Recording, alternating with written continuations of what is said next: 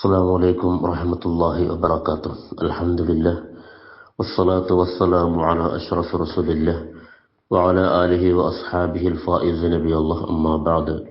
وعن أبي سعيد الخدري رضي الله عنه قال: جلس رسول الله صلى الله عليه وسلم على المنبر وجلسنا حوله فقال: إن مما أخاف عليكم من بعد ما يفتح عليكم من زهرة الدنيا وزينتها. رواه البخاري ومسلم.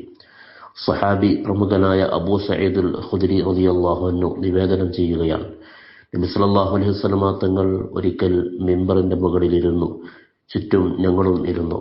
ആ സന്ദർഭത്തിൽ റസൂൽ പറഞ്ഞു സല്ലല്ലാഹു അലൈഹി വസല്ലം: ഇന്ന മിമ്മ അഖാഫു അലൈക്കും മിൻ ബഅദി, എന്റെ കാലശേഷം നിങ്ങൾക്കുമേൽ ഞാൻ ഭയപ്പെടുന്ന കാര്യം, മാ യഫ്തഹു അലൈക്കും മിൻ സഹറത്തി ദുനിയ വസീനത്തിഹ, ദുനിയാവിന്റെ ആഡംബരവും ദുനിയാവിന്റെ ഭംഗിയും ഭൗതികമായ വിഭവങ്ങളും നിങ്ങൾക്ക് മേൽ തുറക്കപ്പെടുന്നതാണ് ഞാൻ ഭയപ്പെടുന്ന ഒരു കാര്യം എന്ന് മുത്തനബി സല്ലല്ലാഹു അലൈഹി വസല്ലം തങ്ങൾ സഹാബത്തിനെ ഓർമ്മപ്പെടുത്തുന്നു.